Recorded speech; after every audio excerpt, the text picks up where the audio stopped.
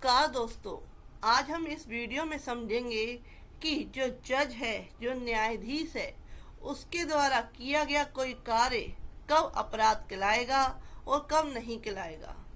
तो इस वीडियो में इस डिटेल में समझेंगे। साथ ही साथ समझेंगे कि जज कौन होता है और जज का क्या कार्य होता है। तो स्टार्ट करते हैं आज की वीडियो। अगर आप मेरे चैनल पर नए हैं तो please subscribe my channel for more videos. तो सेक्शन 15 इसके ऊपर बात करता है द भारतीय न्याय संहिता 2023 की।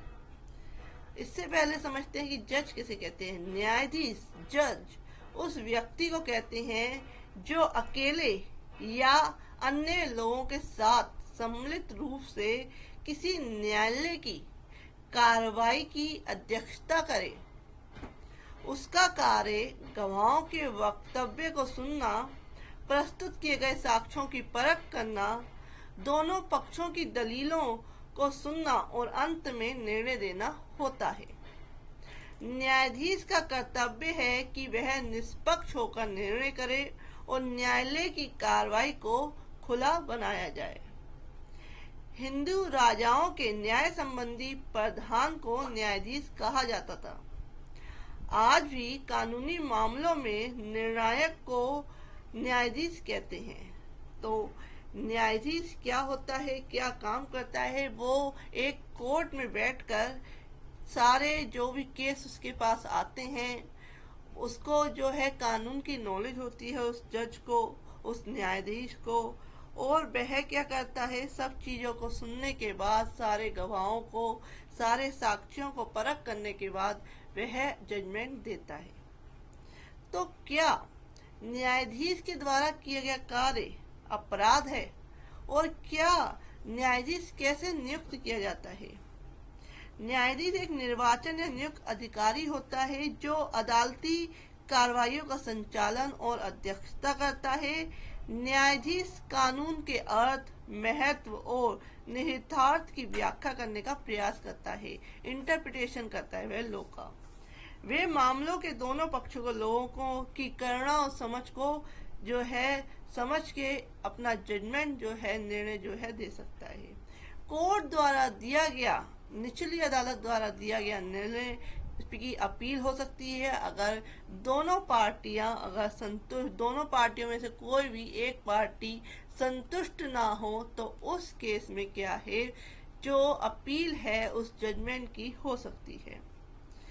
ऐसे ही हमारे जो इंडिया है, जो भारत है, उसमें न्यायिक व्यवस्था है और उसमें क्या है, जो तीन चार तरह की कोर्ट्स होती हैं, जिसमें निचली अदालत होती है। निचली अदालतों में भी बहुत सारी कोर्ट्स होती हैं, जो है हाई कोर्ट होती है, उच्च न्यायालय होता है, जिसमें कि निचली अदालत में कोई जजमेंट दिया गया है तो उस निर्णय से अगर कोई संतुष्ट नहीं है तो वह हाई कोर्ट में जाके क्या है, अपील कर सकता है। और उसके बाद भी अगर वह संतुष्ट नहीं है हाई कोर्ट के निर्णय से तो वह सुप्रीम कोर्ट में जाके क्या है, अपनी अपील कर सकता है, केस की अपील जो है कर सकता है। लेकिन हर केस की अपील नहीं होती है। इसकी भी कंडीशन जो है इस कानून के तहत उसकी भी परिभाषा दी गई है कि कौन कौन से केसेस की किन किन कंडीशन में अपील होगी।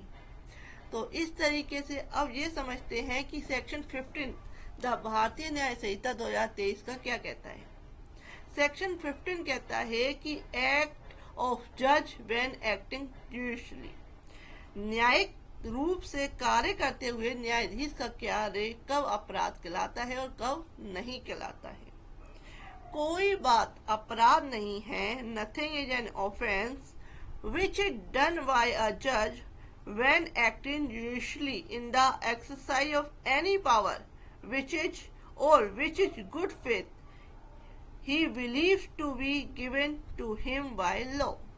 यानी कि कोई भी बात अपराध नहीं है जो न्यायिक रूप से कार्य करते हुए किसी न्यायाधीश द्वारा किसी शक्ति के प्रयोग में की जाती है।